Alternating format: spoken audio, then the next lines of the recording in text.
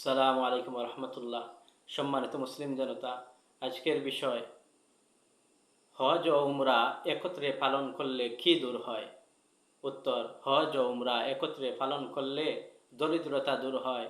দলিল হিসাবে নবীজির হাদিসের কিতাব জামিউ তিরমিজি, আন্তর্জাতিক হাদিস নম্বর 810।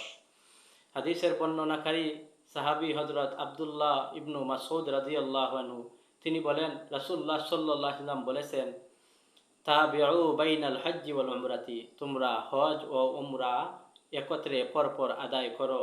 ফাইন্নাহুমা ইয়ানফিআনিল ফাকরা ওয়াজ যুনুব, কেননা এই হজ ও উমরা দরিদ্রতা ও গুনাহ দূর করে দেয়।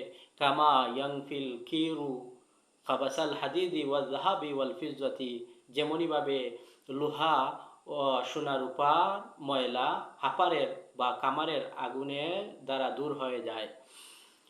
ওয়ালাইসা লিল হাজ্জিল মাবরুরাতি সাওয়াবুন ইল্লাল জান্নাতু, আর কবুল হজের সওয়াব, কবুল হজের প্রতিদান জান্নাত ছাড়া আর কিছুই নয়। আমা আলাইনা ইল্লাল বালাগ।